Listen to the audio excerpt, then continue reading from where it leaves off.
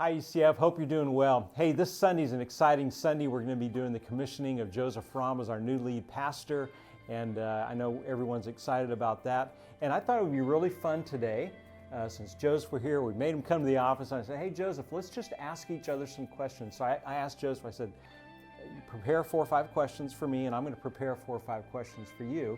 We've not seen each other's questions, and so I'm going to start. And then we're just going to give real quick answers here, and hang with us. Our main point is I don't know what he wants you to find out about me, but I want you to just find out a little bit more about Joseph here as we get going. So first of all, the real easy question of the day is, I want to know, this is kind of from the staff, who did you vote for in this past election? Wow. No, I'm just kidding. I'm not gonna, no, I wouldn't dare. I don't ever divulge that. Okay. Yeah, and Okay. Lesson number one. And Lesson that's number right. I have not done it for 20 years. I'm not going to do it now, and neither. Well, I'm not going to say what you should do or not do. So, okay, I do another question for you. Okay. So, when you think about leading ECF, because you've known ECF for 15 years, Yeah. what excites you most about that? What are you looking forward to most as you kind of think through that? You know, as Haley and I think back to just stepping into the auditorium, I mean, almost 15 years ago, we just think of the people. You know, it was really those first people that welcomed us when we showed up on our very first Sunday. And so I think more than anything, just getting to know you, getting to know your families, getting to know the community, and just being a part of what's going on here in a really special way. So for me, it really all comes down to just the people in the community. Yeah. Well, so I've got a follow-up question. Yeah. I'm going to take 2. We're supposed to do 1 and 1. I'm going to take 2 because this one fits in really well. So these are weird times. There's a pandemic going on. You know, we got a lot of people who are very cautious. You know, we're trying to be careful and respectful and all that. And I know that one of the things that's really kind of stirring your heart is, how am I going to get to know people? Right. And so how do you propose that? I mean, this is, I'm giving you a platform here. Right. You know, I think what I want to say is just, I want to be respectful of each person's desires, of each person's comfort level and their wishes, while at the same time being fully aware that as a lead pastor, one of my primary responsibilities is to serve you, to love you, and to get to know you. And so please reach out to me, send me an email, get my number, send me a text message, and I would love to talk about just the different ways and opportunities we can have to get to know each other, whether that be a Zoom call, whether that be sitting across a table from distance and having a cup of coffee. Just really looking forward to those opportunities. So one thing happens at the event center a lot. We have, you know, several people get together and spread out and make it safe that way. Okay, your turn. Yeah. Okay. So, you know, I think as I think about this, I know this really isn't scary to me. Yeah, that's right. I know this isn't like your last hurrah or goodbye, but maybe just to start out, what are a few things that you're looking forward to in this next season as you move into a new season of life? That's a really great question. I think one I've been kind of grasping with myself, honestly. I'm definitely looking forward to maybe doing a little more fly fishing than I've been able to do. It's been, as I've shared with you, especially the last 3 or 4 years, has just been really, really busy with a lot of business travel and doing this and pastoring and you know, we've been, you know, walking through this transition now for almost a year and a half about what that's going to look like, and just kind of the anxiety with some of that, and kind of, you know, not trying to outguess what God's going to do, but anticipating it also. I think that just kind of builds up stress. So part of it is just relaxing a little bit, getting some house projects done this year, and I'm still going to be doing some of my business stuff, and still. So I'm calling it kind of semi-retired. Some people say, "What are you going to do when you retire?" Well, I have no idea. I don't ever plan on really retiring, but and just finding, you know, I'm really looking forward to finding out how He stirs my heart into different areas of ministry going forward. Yeah. Good. Oh, my turn. Okay. Okay. So, so a lot of people may not know, but you're finishing your doctorate program. Yeah. And what's the doctorate in? Yeah, so I'm getting a PhD in leadership from Capital Seminary and Graduate School in the Washington, D.C. area. And you've been at this for how long? Too long. Well, about 8 years. About 8 years. Yeah. And I remember when we first talked about, you and I were talking on the phone about that, and you would come back from Honduras and do some of the off-site classes and stuff. And now you're kind of in your final, literally, hours of writing your dissertation. Is that right? Or? Yeah, so I mean, I'm kind of on round 3 or 4 or 7 of submitting my final draft. So just really touching up some of the more technical and grammatical side of things, and hoping this week or next to submit hopefully what will be my final revision, but who knows? Yeah. And then do you feel like that's really helped equip you for leading the church? You know, I do think so. I mean, my study was kind of on how do Hondurans born into poverty move into positions of leadership and influence? And so one of the big insights for me was just this idea of servant leadership. In Honduran culture and context, authoritarian leadership is just the way things are done. And so many people expressed again and again and again, our old way of leading needs to change. We need leaders who serve, who love and care about their people. And so that spoke to me tremendously just in terms of leadership here. That's great. So as you learn with the lead pastor position comes the authority to, when you ask a question, you can ask a second kind of sub-question that doesn't count as one of the questions. Okay, but with that comes the idea of, so what in the world do we call, what do you want to be called? Is it Joseph? Is it Pastor Joe? Is it Pastor Joseph? Right. We were talking about in our staff meeting today, should it be Dr. Joe, Dr. Pastor Joseph? JR is one. You're initially thought about DRJR, is what Zach came up with that one. DR. So, any preference? You know, honestly, I think no preference. I actually just sent an email this morning. I'm teaching a class at Northwest University right now, and I sent an email to my class saying, you can stop with the doctor title and the professor title. Just call me Joseph. So, you know, I saw somebody at home group this last week, and they said pastor, and it just felt like I'm not ready for that yet. I'm not ready for that yet. So, yeah, that's right. We'll get you. Yeah. So I know you're.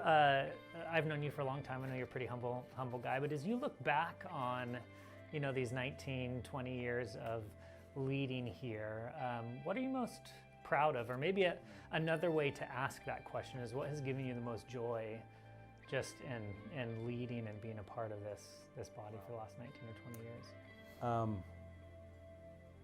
I think I've gotten the most joy out of seeing, you know, we've had several churches come and join us through the years. That's been fun because that's been about the closest thing to mergers and acquisitions that I do in business that I'll do in the church world. Right. But it's been fun to watch people of different backgrounds who come in oftentimes a lot of wounds.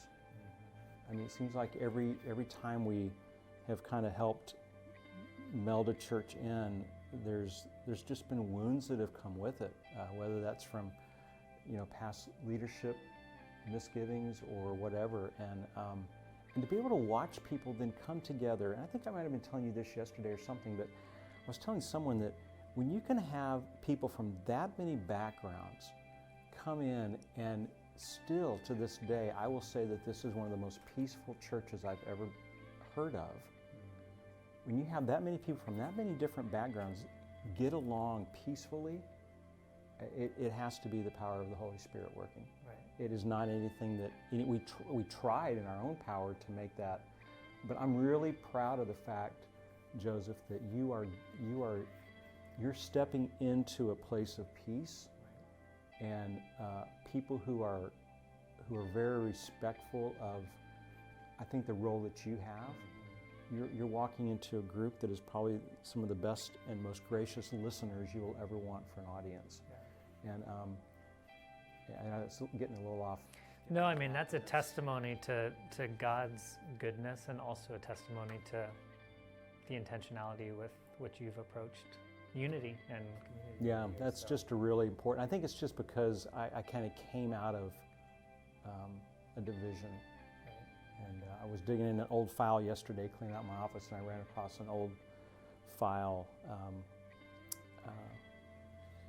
And I don't even know why I had it exactly, but it was a timeline of some division that had happened in this church that some of our members had been involved with. And it was a whole timeline. It just made my heart ache, because I just read just month after month after month of all these things that had been done and people hadn't listened, and I threw it in the shred pile. So I don't ever want to read this stuff again. I just believe that Jesus unified us on the cross, and when we don't honor that, we're basically walking away from what He's already done. And so, yeah. Okay, I think you got one more. I'll let you do one more because I did two. Okay, both for me and for you is what would Dave Parker today say to Dave Parker 20 years ago? Both in terms of what you've learned over the years, speaking into that, but also just for me wanting to be in a position of learning and growing. What are some things that you've learned that are just, that as I sit here and soak this in, would be good for me to hear? A couple things. I think one thing that you need to care for yourself before you're going to be in a good position to care for other people. You need to care for your family in order to care for other families. And that is probably one of the most difficult things for a pastor, I think, is to make sure that the family is well cared for. And that's extremely important.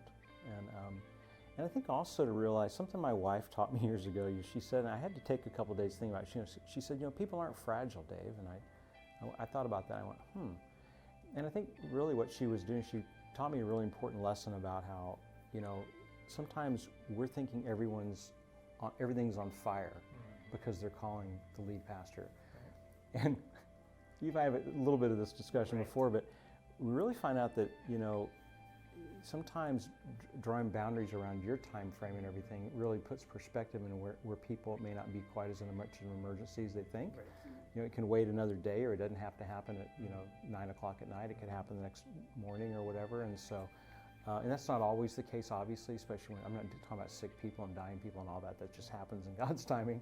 Right.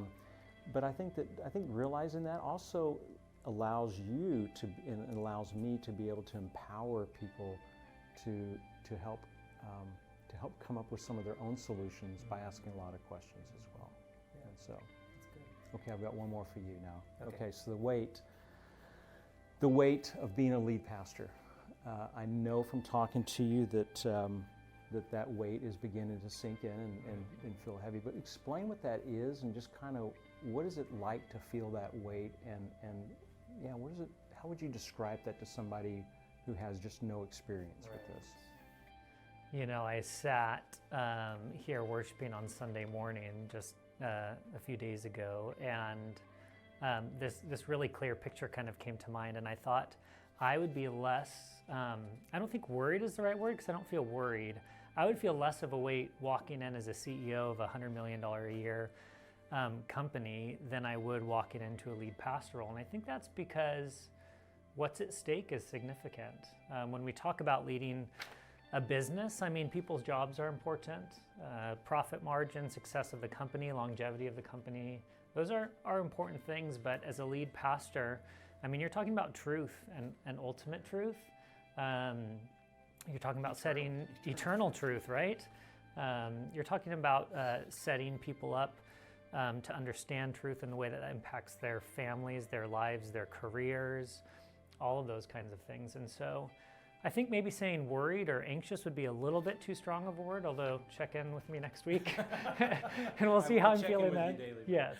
But I think just, a healthy and appropriate kind of just weight of what I'm walking into.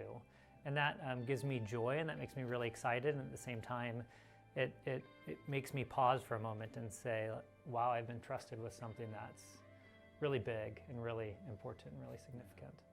One thing I would tell you is whenever you walk up and stand in front of your notes or your computer or whatever on a Sunday morning to get ready to preach, let that weight be there. Don't ever not feel that weight of the gospel, because that is really what the power of this whole thing is. Yeah. All right. Hey everybody, thank you for joining us, and thanks for listening. Hope you found out a little bit more about Joseph and a little bit more about us, and hey, love you guys, and we'll see you soon. Look forward to Sunday.